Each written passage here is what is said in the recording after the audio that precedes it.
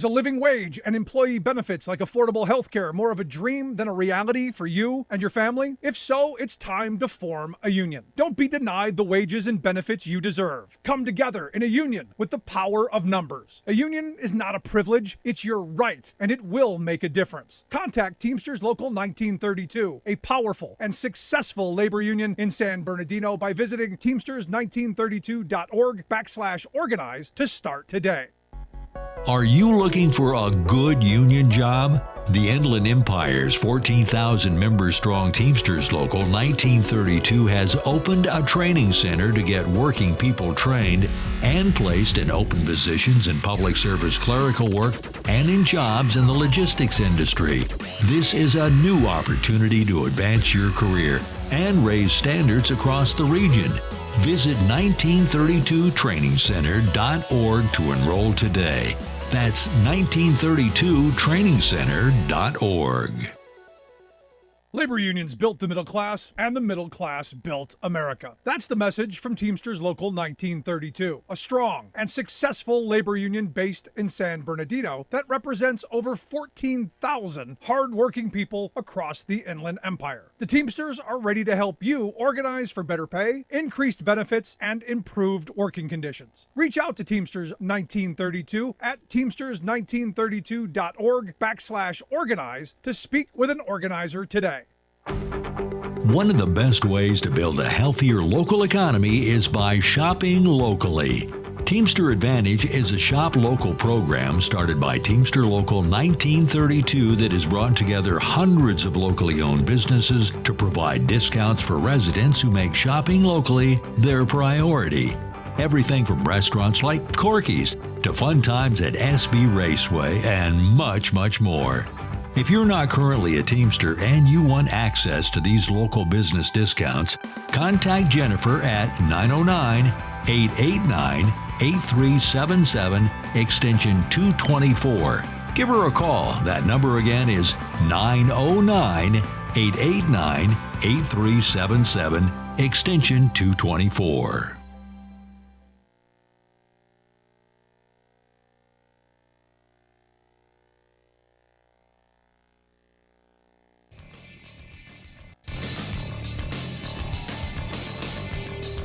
And welcome, brothers, sisters, working class heroes.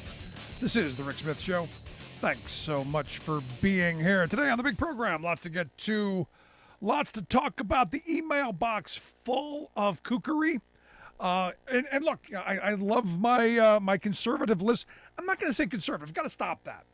I love my Trump cultist listeners who feel the need in this moment to take very firm stances of this is a witch hunt. They're persecuting poor Donald. And all of the, of course, the verbiage that I cannot say on the radio. FCC rules.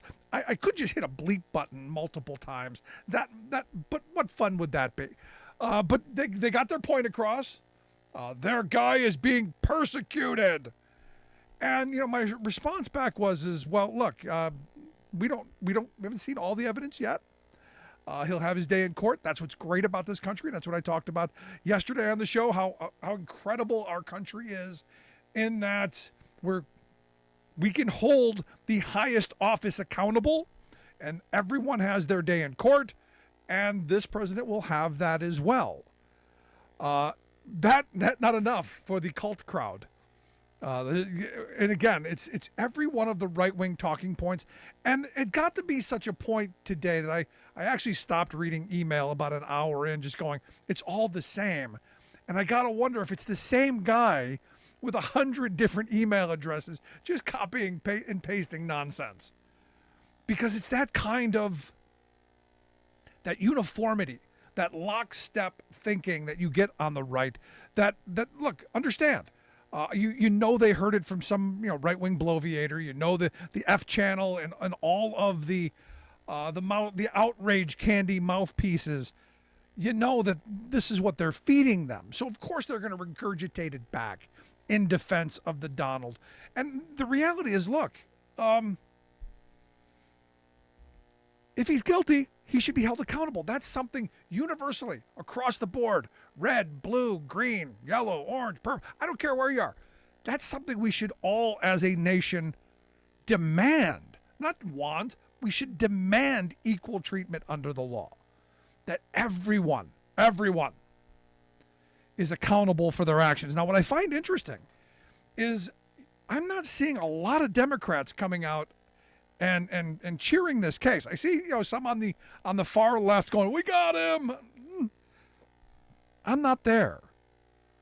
And I don't see a lot of Republicans. The usual crowd, clearly the House Freedom Caucus, they cheerleading, Marjorie Trainwreck and the rest of the cabal, out there because they understand it's about money. They're going to raise tons of it, and they're going to get the attention fix that they need. But, the Mitch McConnells of the world, nothing from the mainstream Republicans at all. And this is one of those moments where you look at this and you go, I have questions. I hope they'll be answered.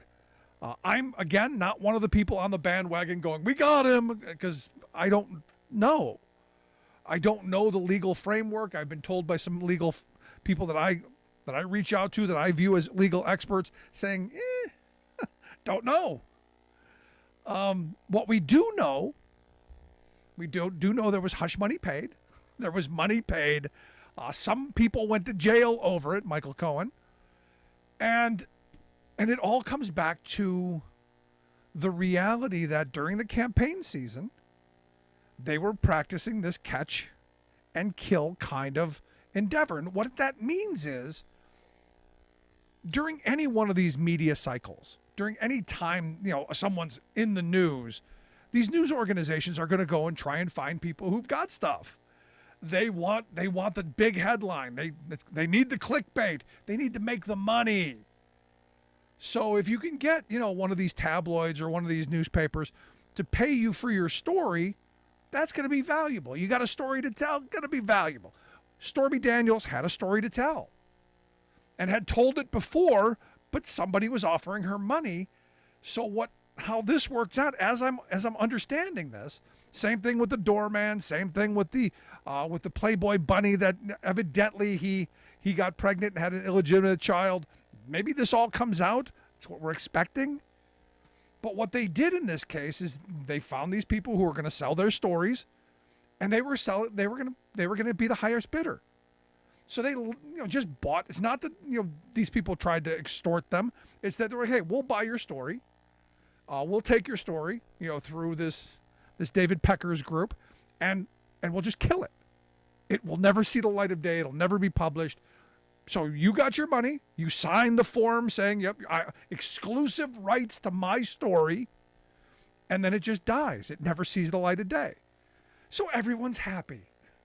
The person who has the story gets money. Stormy Daniels gets $130,000. This McDougal woman gets $150,000. The doorman gets $30,000. Everybody's happy. The stories were taken. The stories were killed. What's at stake here is not Trump having an affair with a porn star. Don't care about that. That's not the issue. Could care less about his sex life, just like I could care less about Bill Clinton's sex life. This here is about the intention. What was he covering up? Now, the argument from Trump world and the right as well, he just didn't want his wife to find out, which I got to call BS on. Because everyone knows that he's got a history of being something of a philanderer. And if you remember, just before this, you kind of had that Access Hollywood tape where he didn't do himself any favors. Talking about, I move on him like a you-know-what, and I grab him by the you-know-where, and, when you're rich and famous, they let you do anything. I just kiss them all over because you could do that when you're rich and famous. That stuff. And the thought process of, well, we were just keeping it from, Melania being nonsense. Nonsense. So what could it be? Well, it could be what I understand they're going to try and prove is that the campaign knew this was going to be harmful, and they had to cover it up so it wouldn't be another bit of shady news. wouldn't make people go, this guy's a bad guy, can't vote for him. Maybe I stay home. Maybe I vote in a different direction. That's the argument. All of the other stuff, lose it. Lose all of the noise, because we're going to hear a lot about Stormy Daniels. They're going to turn this into a Stormy Daniels thing. And her, and she's evil, and she's a porn star. You can't trust them. So back to what's important. There are laws in the books for falsifying records. This is one of those moments. And I find it interesting that the right-wing outrage machine has taken on to this, well, they were just protecting poor Melania nonsense. Now, what we can see, and look, I've got questions about this case. I don't know that it's overly strong. From people that I trust, they tell me it's going to be a heavy lift because there's some interesting legal maneuvering. There's some interesting gymnastics that they're going to have to do to tie all this together. But what we do know is Trump was charged with 34 felony charges of falsifying business records. Now, the prosecution has, I think, a little over a month to go, here's our evidence. And for the defense to go, we're going to rip it apart and pursue a dismissal. And I think they've got like 45 days to pursue a dismissal. Now, the judge will decide. I've had some people who have been former prosecutors have said, don't be surprised if it gets thrown out. That would be a horrible thing for Alvin Bragg. And look, this would be a bad thing for the other cases, because I think the other cases look to be much stronger. But if the case is allowed to go forward, there will be a trial. We know his next court appearance sometime in December. The trial dates are set sometime in January, about a month before the Iowa caucus. Could be very interesting, because understand the rape allegation trial is set to begin, I guess, right now, I guess. So I'm looking at the next year. Potentially, Trump could be in court in 4 or 5 different places.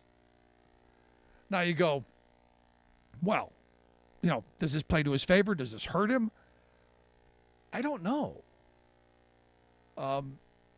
In 2015, I thought that a lot of the Access Hollywood stuff, a lot of the stuff about his business practices, a lot of that stuff would have taken him down. Understand, we were a much different country in 2015. He was talking to people in a way that they hadn't been talked to before. We're going to reshore manufacturing. We're going to build back at the middle class. We're going to bring those jobs back. So they were willing to overlook a lot of imperfections. They were willing to allow him to get away with a lot of stuff. And look, he's still really high in the Republican primary polling. I don't think he can win a general because he's not expanding the base. There isn't a base out there to expand. He can only lose as these cases come online, as we find out more and more of the criming that he did. And I had someone, say to me today, well, what do you expect him to do? And I go, not crime. It's that simple. Don't do the crime. How hard is that to understand? We teach our children that. There will be consequences for bad behavior. This is a guy who's never been held to account. Never. And I had someone email me say, do I think he's going to cop a plea? Never. Never in a million years do I believe Donald Trump has it in him to admit that he was wrong. Because to cop a plea, you've got to go, okay, I did what you said I did. I've got to take responsibility. I don't ever see that happening because there's no one could point to a moment in his business life, in his life, where he's done that. Where he said, yep, that was my fault. I take responsibility. So I don't see him ever taking a plea. And I've had some people, well, what if he's facing a lot of jail time? I still don't see it. I don't see it. That said, I'm not jumping on the bandwagon saying this is the case. I'm hoping. We'll see. I think the other ones, again, much more strong. Much more stuff there. A president, strong-arming a Secretary of State to find votes. My 10th Amendment constitutionalist conservative friends, you should be outraged. because I know you would be if it was Joe Biden who tried it. So it's going to be interesting to see where this goes. I'm guardedly optimistic that justice will prevail. But that's why we have the trials, and that's why we're going to have a lot to talk about, because this is it. This has sucked all the oxygen out of the air, sadly, because there's so many things that we need to get to. But I want to hear your thoughts. Email me, rick@thericksmithshow.com. Going to take a quick break. Right back after this. Stick around. You're listening to The Rick Smith Show, where working people come to talk.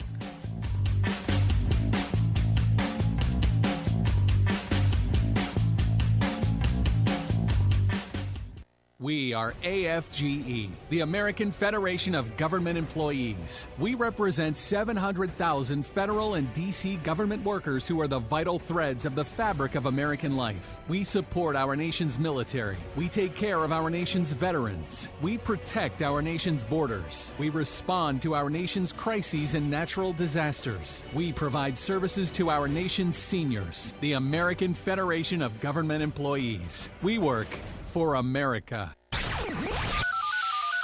The phone lines are open. Give Rick a call at 1-866-416-RICK. That's 1-866-416-7425. We are AFGE, the American Federation of Government Employees. We represent 700,000 federal and D.C. government workers who are the vital threads of the fabric of American life. We support our nation's military. We take care of our nation's veterans. We protect our nation's borders. We respond to our nation's crises and natural disasters. We provide services to our nation's seniors. The American Federation of Government Employees. We work for America. Welcome back to the Rick Smith Show. Now, here is Rick Smith. So, Janice, listening on our newest affiliate, KTRC AM 1260, 103.7 in Santa Fe, New Mexico. Thanks for tuning in, Janice. Sent me an email. Said, Rick, heard you on KTRC this evening and loved what I heard. Thank you. Every one of my friends are cheering and celebrating we finally got Donald Trump. You're the first person I've heard talk rationally about the case, and boy, were you spot on when you said it was a fundraiser's gold mine. My email box has been overflowing with requests for donations. I saw this and wanted your opinion. So she sends me this email, and I'm reading through it, and I'm going, okay, it's standard stuff. But there was a twist at the end. So I'm going to read it, and we'll get to this. Here's what the email she sent said. Dear Patriot, in order to put an end to the injustice perpetrated by Manhattan District Attorney Alan Bragg's recent indictment of our beloved leader, MAGA Patriots can now donate here to help protect our beautiful President Trump. The best president this country has ever had is under attack by a politically motivated witch hunt that you can end now by clicking this link and this link. If you want to save our brave American hero from the deep state and the Soros-backed elite East Coast lawmakers who are driving this criminalization of our politics, then please go here and donate everything right now so we can save our president. End the woke liberal left tyranny. Give all the money you have immediately before it's too late. And I read that. I'm going, all right, seems about right. And then I clicked on the link, the hyperlink in the story, and it's an Onion story. And I'm going, you remember when the Onion stories were satirical? Do you remember when you would read an Onion story and go, oh, that's a joke? No one would ever write something like that. Remember that? I probably got 50 emails really close to that.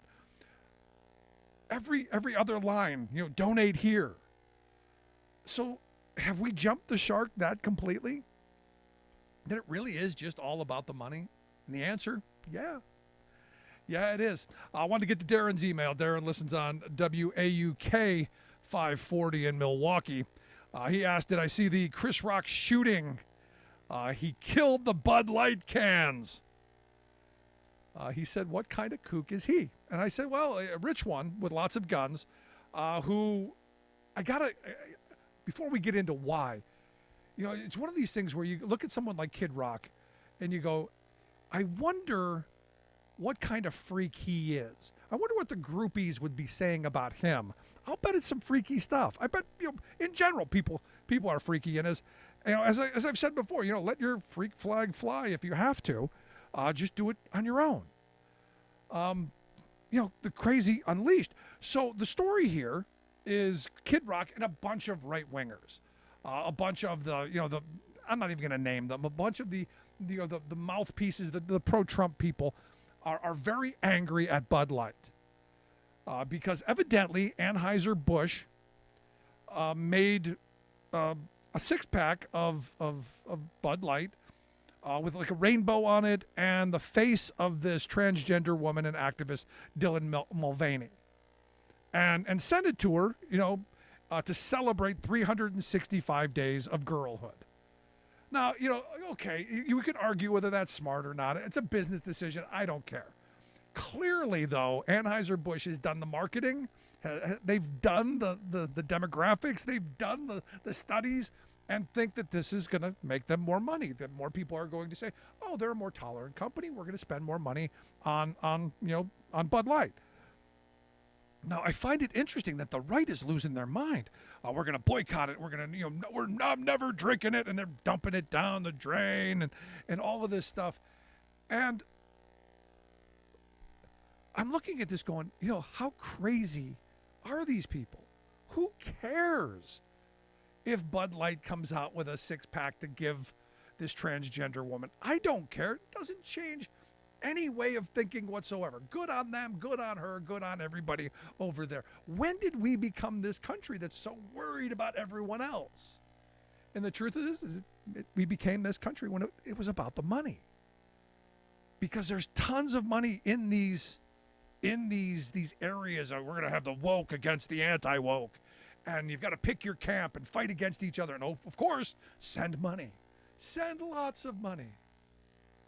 So that we can keep stoking this anger and never actually deal with the real problems we have.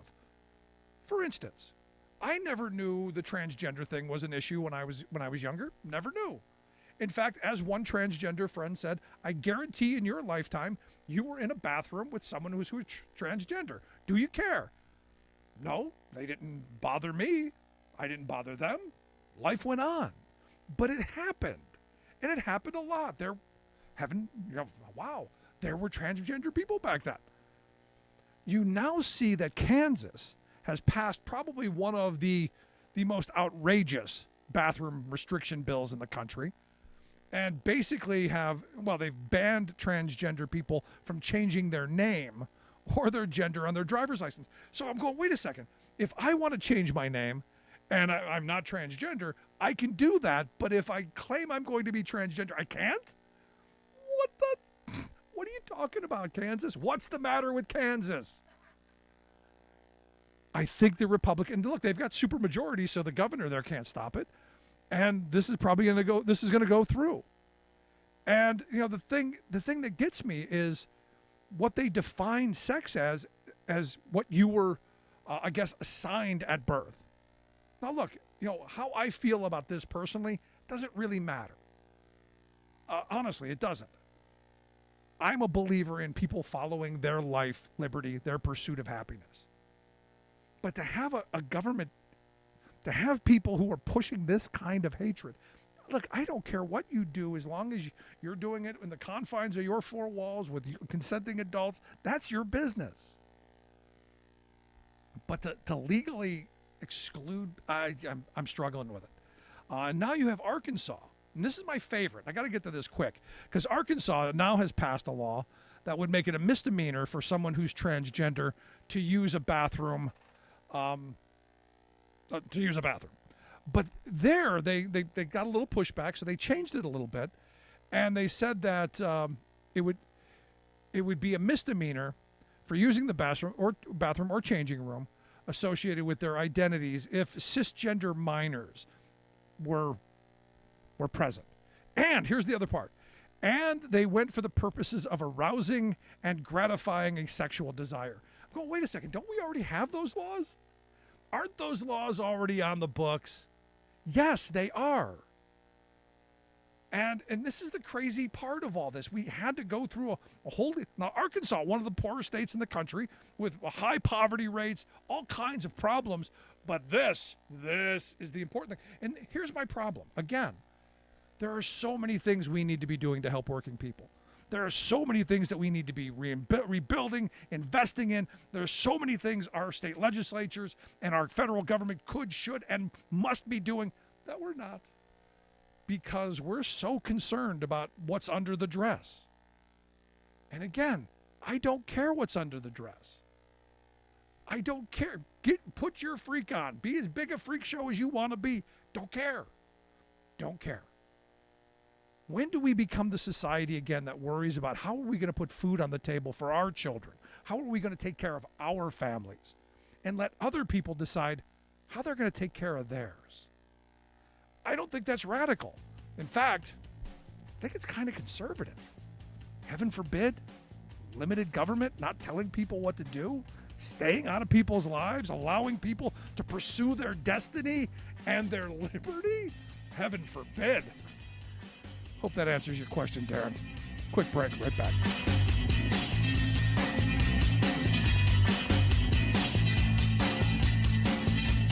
I'm Rick Smith, and this is Labor History in 2.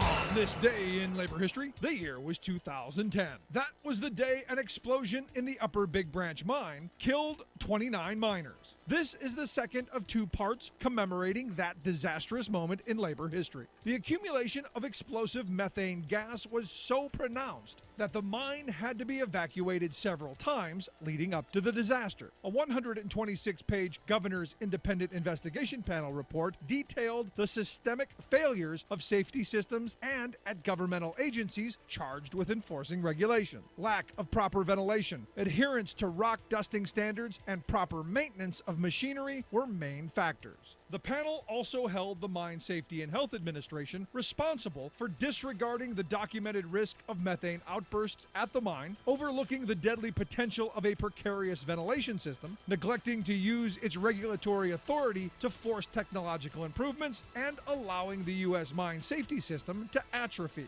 They determined that MSHA could have issued flagrant violation citations and had the authority to shut the mines down, but didn't. The report noted the cozy relations between mine owners, politicians, judges, and regulators. Specifically, the ease with which state mine officials move from employment with industry to government and back. Despised union-busting CEO Don Blankenship, who was tried and convicted to 1 year in jail, insisted his mines were safe. He cited 3 Sentinels of Safety Awards received from MSHA in 2009. These awards went to surface mining and coal processing plant operations. Blankenship even blamed MSHA for the explosion because the agency demanded changes in UBB's ventilation system. A union safety committee could have shut the mine down before methane gas and coal dust combined to cause the explosion, if only there had been a union. With new outrages erupting every day, I find some comfort in knowing that we the people have at least eliminated certain particularly ugly plutocratic abuses. Child labor, for example. Well, outlawed, yes. Stopped, no.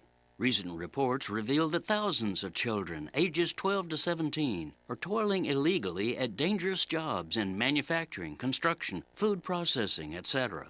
To be clear, there's nothing wrong with teenagers working. They might need to help their families, gain experience, or just earn a few bucks. Indeed, I worked part-time throughout my high school and college years, and while I did gripe some, overall, it was positive. So this is not about children working. It's about corporate child abuse, plain and simple. For example, last year, Packers Sanitation Services was caught, quote, employing oppressive child labor in meatpacking plants to clean saws, head splitters, and other butchering machines. In a typical incident, one 13-year-old was badly burned by the caustic cleaning chemicals they used during long night shifts, which ran from 11 p.m. to at least 5 a.m. Once caught, top executives of Packers Sanitation tried to sanitize their reputation by proclaiming that they have, quote, zero tolerance for any violation of child labor laws. Oh? Ask that 13-year-old. Yet, our worker protection laws are so weak that Packers' multiple violations resulted in a fine of $1.5 million. That's not even peanuts for this nationwide giant, which is owned by Blackstone, a Wall Street huckster whose executives pretend they know nothing about the children they endanger for profit. This is Jim Hightower saying, how about we make a few of the children and grandchildren of Blackstone profiteers work some midnight shifts cleaning meat-cutting machinery? I'm guessing they would stop the abuse overnight.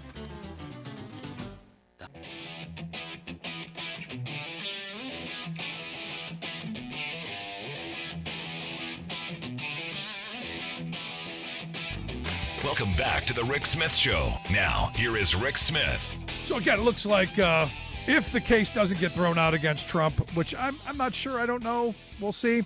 Maybe my next guest has got some thoughts on it, but we do know December 4th is the next court date in Manhattan, and possibly the judge, I guess, set trial date for sometime in January, right in time for the February Iowa caucus. So, hey, interesting dates lining up. Something to mark the calendar over. But here to share some thoughts on the validity of this case. Does it go anywhere? Did we get him? Has he been gotten? That's why I've asked Christopher Hahn to come talk with us. Chris is a syndicated radio host and the host of the Aggressive Progressive podcast. You can also check out his website, ChristopherHahn.com. Chris, thanks for taking time for us.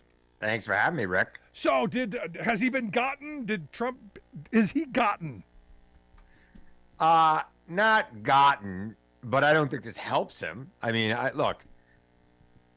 think this ends after a series of appeals in 2026 with him paying like $150,000 fine or something stupid like that. He clearly did what he's being accused of, and he did it for political purposes. And it's funny, his miserly ways is what in the end will get him, because he said to Michael Cohen, hold off paying her until after the election, because if I lose, it won't matter, right? So that's clear. That's, to me, if that could be corroborated, because I wouldn't just hang my hat on Michael Cohen, but if that could be corroborated by somebody else, yeah. If there's a tape, maybe he's gone. I mean, he loses this case. It's intent. It's clear intent.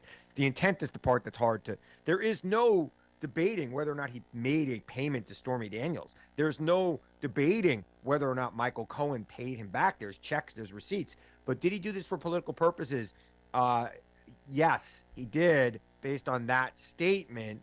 So he's guilty of this, and he will lose. He won't spend a second in jail.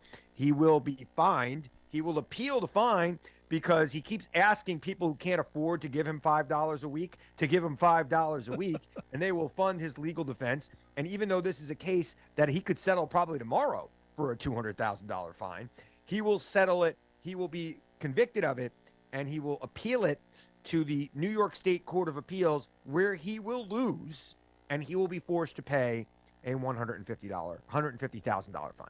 So you don't see this, as some have said, no, this is going to go in front of the Supreme Court, and they're going to throw this out. You don't see any Why of that? Why would it go in front of the Supreme Court? It's a state charge, right? But the technical thing. I get that there's like a federal connection because it's a federal election, but he did violate New York state law as well, and he's going to get convicted on that. And I think the underlying crime, which was not charged yet, and it might still yet be charged, is a tax fraud crime, because he may have taken a tax deduction for his payments to Michael Cohen, because he's cheap, right? If the guy just was handing out the money and said, who cares? This wouldn't even be happening. See, this is where I said from the beginning, how is it he doesn't have bags of, he does the Mafia Don thing. How is it he doesn't have lunch bags full of cash for just these kind of occasions? It's funny because he says, we'll pay her in cash. And Michael Cohen says, no. I don't get that part. I don't trust Michael Cohen. I don't know if you've ever talked to him. No. I don't trust the guy. And that's why I don't think he gets convicted, because I don't trust Michael Cohen. I don't think anybody does. And I think that's why the original decision by Bragg was to not bring this case. Right. They must have more. And I would bet it's Alan Weaselberg, who changed lawyers a couple of weeks ago. And when people change lawyers, it usually means they've changed loyalty. Right. Donald Trump mentioned him very positively in his speech last night. It was like the only positive thing he said was about Alan Weaselberg. But I don't know. I think that he might have flipped. We'll find out. We'll see, because my concern here is that you swing for the first one and you miss, it diminishes all the other ones. And I know you'll probably disagree with this, but if you're going to go for the guy at the top of the hill, you don't miss, because I fear it does then make him look like the martyr that the right is trying to make him out to be. Look, every day that Donald Trump has to talk about how he paid off a porn star and that it was okay to do anything illegal and he's paying off a porn star, that loses him a vote. Yeah. Okay. I mean, look, Democrats don't have to appeal to the religious right. And I don't believe all of them believe in family values and good morality, but some of them do. Some of them that matters on too. And you don't have to lose all of them. You only got to lose some of them. And not even a lot of them. Really, 1%, 2%, 3%. You're done. Yeah. And I think he's already lost them, and he's not getting them back. How does this help him get back the voters he lost in Wisconsin, in Arizona, in Georgia, in Pennsylvania? It doesn't help him. I'm sorry. No, not there. It doesn't. You're right. I don't care what anybody says about the short-term benefits of this for Donald Trump. He is unelectable at this point. Now, the Republicans are going to nominate him because the people who are running against him are weak. They are minor league ball players, and Donald Trump is a major league ball player, right? These are minor league A ball, okay? Ron DeSantis is in the single A league. He is not even in the triple A, in my opinion. I know that there's this love affair because the liberal media in this country wants to find a Republican that's normal. Ron DeSantis is not normal, and he's not a good politician. And he's not even that smart for a guy who went to Harvard and Yale. Okay? He is a dolt. Now, this is what I've been saying for a while, though. There aren't those Republicans that people are looking for. They're not there anymore. And by the way, they've been purged. Ron DeSantis is about to sign basically a total abortion ban, which may make him unelectable in Florida in 3 years. I'll be honest with you. The issue in these elections, like the election that happened in Wisconsin last night, it wasn't about Donald Trump. It was about choice. It was about a woman's right to choose and the extremism of the Republican Party on that issue and other issues involving the human body, quite frankly. And it's Ron DeSantis is, again, following the Trump playbook of just appealing to that nonsense. But again, I just find it hard to believe that what Donald Trump is going through helps him long term. Republicans are going to fall in line behind him. They have no choice. Yeah, you're absolutely right. But he's dead, in my opinion, politically. You're listening to The Rick Smith Show. We're Chris Hahn. Chris is a syndicated radio host and host of the Aggressive Progressive podcast. Wherever you find your favorite podcast, you'll find Chris's. Also, check out his website, ChristopherHahn.com. So, this aside, I guess over the summer it's being predicted. Nobody knows that Georgia may come around, that maybe Merrick Garland's going to find it set. Those are the serious ones. That perfect phone call into Georgia going, hey, check the couch cushions, I need some votes. That's a big one to me. And the classified documents thing is huge. Because even to this day, he is still saying he's got the right to do it. Look, this is the first. I've been saying that this is like the sorbet. You ever go to a fancy dinner, they give you a little palate cleanser? This is the palate cleanser. This is the fun one, right? He is going to be indicted in Georgia, and I don't think it's going to be this summer. I think it's going to be soon. I thought it could be this week. She's sitting on these indictments. They just impaneled a brand new grand jury in Atlanta. I don't know if this case is going before them or not, but the first week of the month is when they impanel new grand juries there. So he's going to be the subject of a grand jury, and he's going to be indicted there. Jack Smith. You're Rick Smith. Yeah, that's me. Your cousin, Jack, is bringing a charge. Look, Mike Pence just said today he's going to testify. All right, I lost in court. I'm not going to appeal it.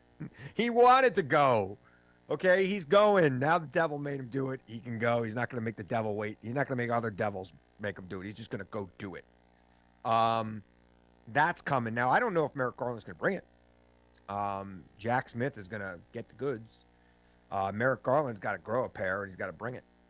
And if he doesn't, he's going to hear from guys like you and I a lot. Yeah. I'm not going to give him a pass. I'm sorry.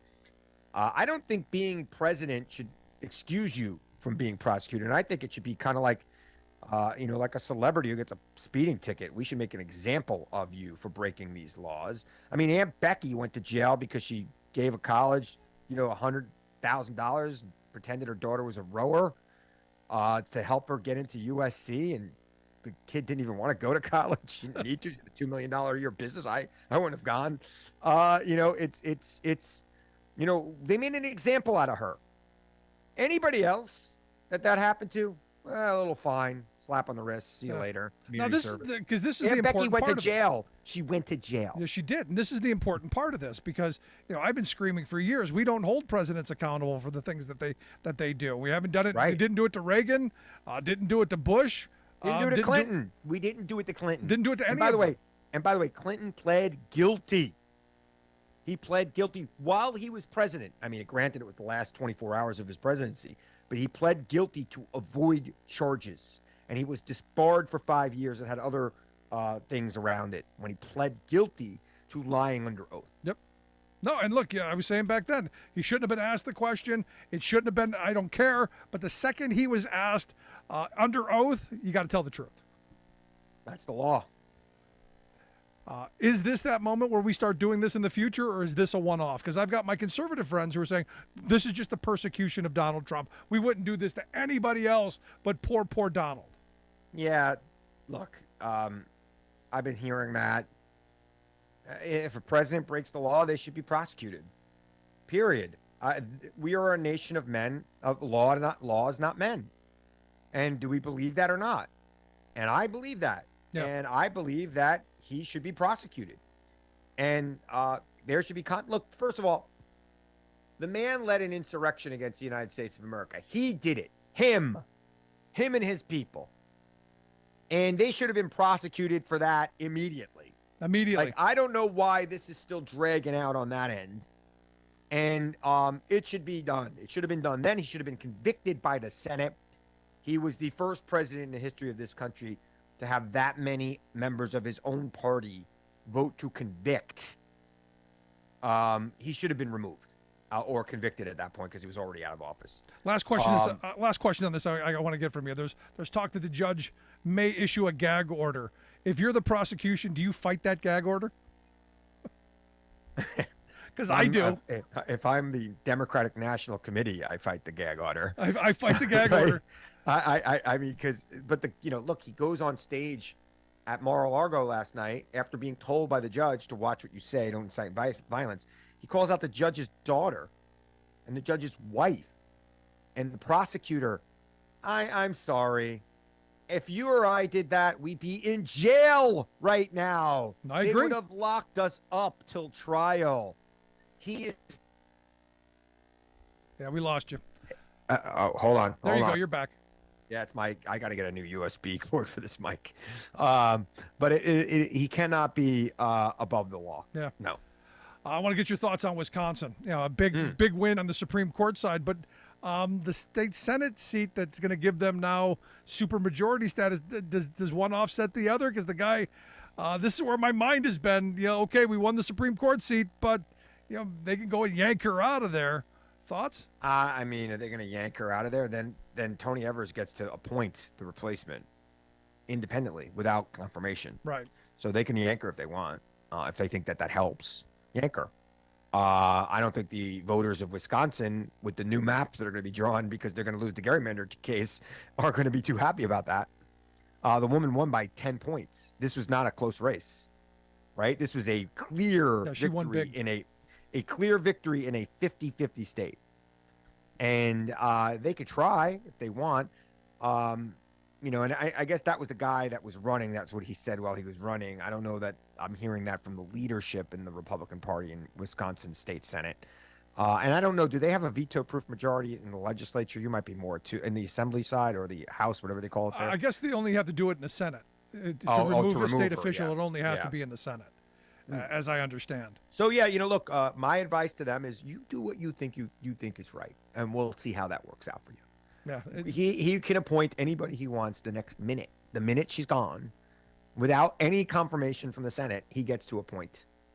That's my understanding of the law in Wisconsin. I could be wrong about that, but I don't think I am. Yeah, I think you're right as well. But last question I've got. So I want to confirm the prediction here. Never going to spend a day in jail. Never. For any of this. Okay, so we agree. For anything he did. He's never going to have any real consequences, but he will be convicted of something. Does he take a plea? At any point, will he take a plea? You know, if I was him, I would, particularly in the stuff Jack Smith's going to bring. Because the Jack Smith stuff is serious stuff, especially if there's some nuclear secret that he was mishandling at Mar-a-Lago. Maybe he takes a plea so that the people don't even know about that. But I think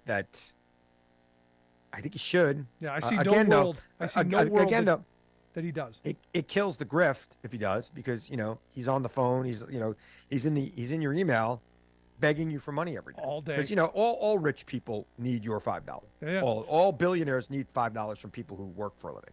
Guys, he's got his name on the side of a plane. He needs your $5. Yep, that's a lot of gas money. Yeah. What do you think, that plane flies itself?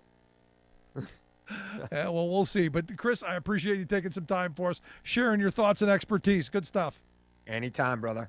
Appreciate it. Thanks so much, our good friend Chris Hahn. Make sure you check out his website, ChristopherHahn.com. We'll get links out on social media. Also, make sure you check out his podcast, the Aggressive Progressive Podcast. Back after this. Stick around.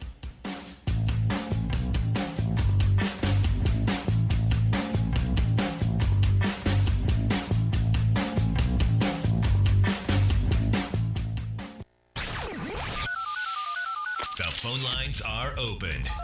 Give Rick a call at 1-866-416-RICK. That's 1-866-416-7425. I'm Rick Smith, and this is Labor History in 2. On this day in labor history, the year was 1989. That was the day that the United Mine Workers of America called for a strike against the Pittston Coal Company. Negotiation with the miners who worked in Virginia, West Virginia, and Kentucky had drug on for 14 months. The company had canceled health care for retired miners, along with miners with disabilities and widows, and also was not paying previously agreed to payments into a retiree benefit fund. 2,000 miners walked out of the mines and onto the picket lines. The company brought in replacement workers. The union was committed to peaceful protest, but the strike also drew a large number of other miners to the cause who supported the strike in wildcat actions. As many as 40,000 wildcat miners walked the lines in support of the strike. Angered over the use of scab labor, some of these picketers participated in actions like using jack rocks, a line of nails welded together to puncture the tires of company vehicles. In all, 4,000 people were arrested during the strike. The strike stretched on from days to weeks to months. At the time of the strike, current AFL-CIO President Richard Trumka was president of the United Mine Workers. When a newspaper reporter asked him how long the workers could hold out on the strike, he responded, 1 day longer than Pittston. Many friends from labor came to Appalachia to support the strike, including famed farm labor activist Cesar Chavez. A nearby campground became known as Camp Solidarity as a base for these friends. Women supporters formed a group called the Daughters of Mother Jones and staged support actions, including a 36-hour sit-in at the Pittston Coal headquarters. The strike ended in February of 1990, with the miners winning some, but not all, of their demands.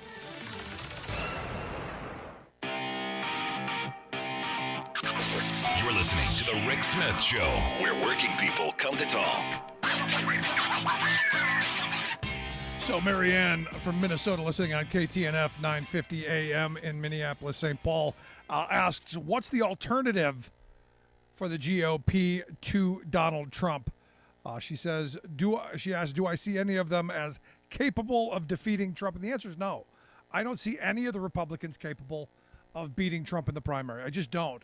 The base, this is where I differ maybe a little with Chris and some other people. I think that no matter what comes out of these trials between now and the primary, I don't think the rabid base, the fives, the people who are wearing the hats still, the people who are still flying the flags from their cars and their houses, wearing the T-shirts, still, those people, no matter what comes out, never going to change.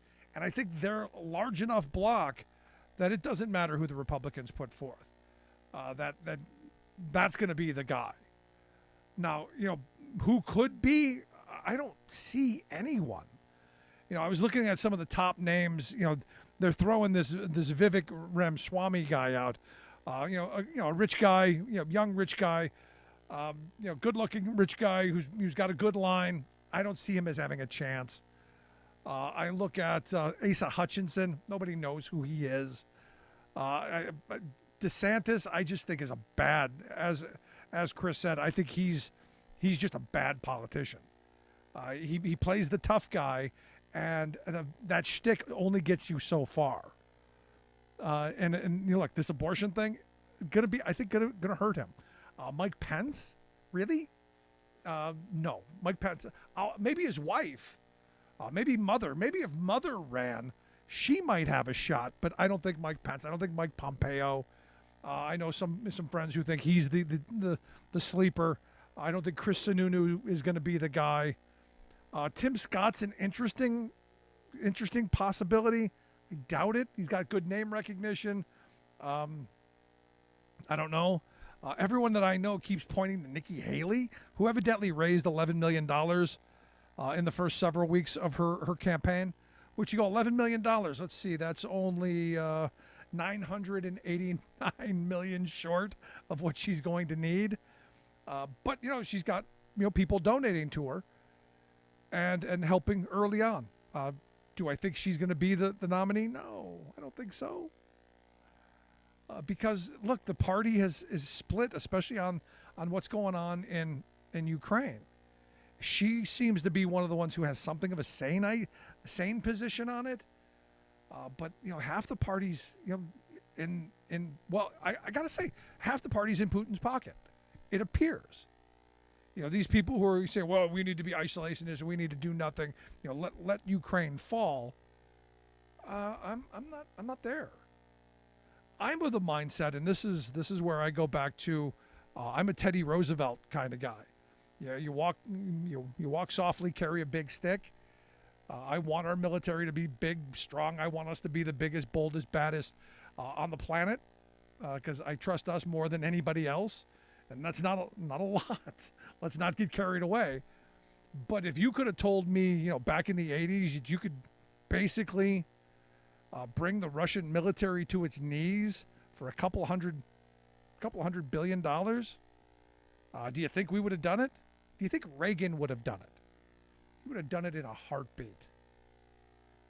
And this is where I'm in this weird kind of spot where you go, so by supporting the Ukrainians to do the things that we claim we believe in, fighting for democracy and fighting for freedom and all this stuff from a Russian dictator, I'm struggling with this because I can't believe these words are coming out of my mouth, that we have elected officials, people in Congress who are siding with the Russians in this. I remember the 1980 hockey team. I remember the national pride that came with beating the Soviet Union in hockey. And look, my mind is still in that same place. I'm still distrustful of the guy who was the head of the KGB. I'm still distrustful of the guy who I believe wants to get the old band back together, and going through Ukraine to start is a good way to get it all back. So for me, and look, I'm not a war guy. Wasn't for going into Iraq, wasn't for Afghanistan either. So you know what? Go get bin Laden, go do what you got to do. But, you don't go into Afghanistan. You learn nothing from history. I am not a war guy, not a pacifist. I've had people accuse me of that, but I'm not a war guy. I'm the Teddy Roosevelt type. Walk softly, carry the big stick, and when you need it, I'm of the Schwarzkopf mind, overwhelming force. The Powell Doctrine, if you will. They hit you with a feather, you hit them with a brick. Make it short, make it quick. But we didn't really do that. And yeah, I'm with some of them. That war does make rich people richer and poor people dead. I agree. Smedley Butler was spot on. But these aren't our people. We're simply giving people the opportunity to defend themselves. And that I'm all in favor of. So is there a Republican that can beat Trump? My short answer is absolutely not. Will he get defeated in the primary? I highly doubt it. I'm not a betting person, but if I were, I'd be betting on Trump to win the primary. Now, in the general, I don't think he has a chance to win in the general, especially as more comes out and more information about all of these different things, and he's fighting battles from every front. I think it's going to be a really heavy lift, and he doesn't have that surprise of, hey, I've got this. I'm going to rebuild stuff. He's got a track record. He's going to have to run on a record, and that record is simple: cut taxes for the very wealthy, and deregulated a lot for corporate America. That's his record. Did he help working people? Did he help all the communities that we went through on our Working Class Heroes radio tour? Did he help any of those, those folks in small town rural America that he said he was going to? The answer is no. You know who's doing that? Joe Biden. And that's got to be something that we talk about early, talk about often. How much Biden is out there talking about our investing in this nation and the jobs that are coming back. But you know what? We're going to be stuck on the sideshow. Let's take a quick break. Right back. Stick around.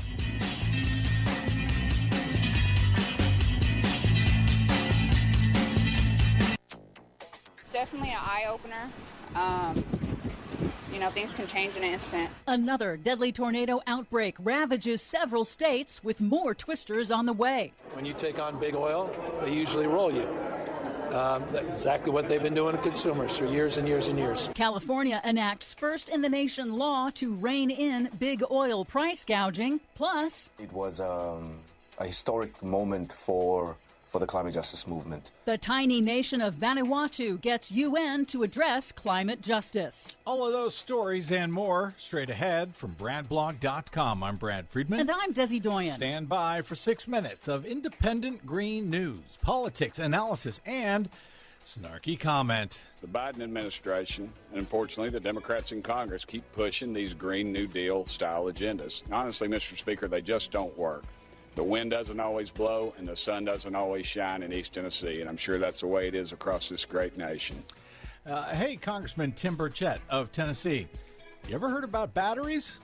Just asking for a few million people and for your grandkids.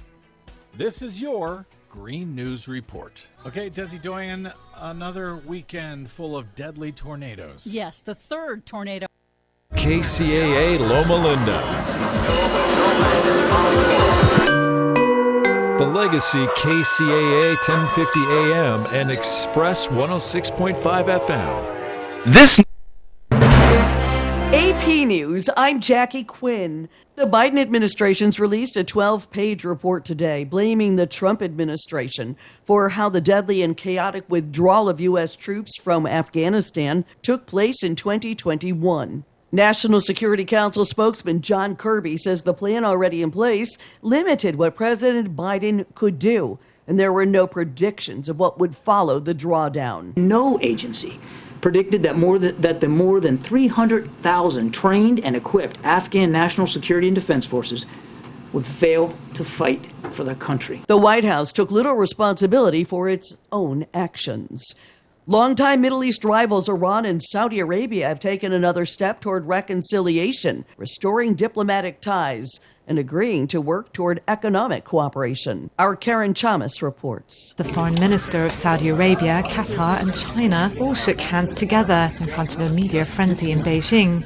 The agreement, reported by Iran's INSA news agency, also paves the way for the possible resumption of flights between the two nations as tense relations appear to thaw. The deal was brokered by Beijing and represents a major diplomatic victory for the Chinese. The U.S. Supreme Court's weighed in on a transgender sports case from West Virginia, allowing a 12-year-old transgender girl to continue competing while a lawsuit over a state ban continues. The justices declined to interfere with an appeals court order that allowed Becky Pepper Jackson to continue in track and cross country. The White House is responding to the Tennessee House, which is expected to kick out 3 Democrats who took part in a gun control rally to protest the Nashville school massacre last week. Press Secretary Karine Jean-Pierre. The fact that this vote is happening is shocking, undemocratic, and without precedent. This is AP News.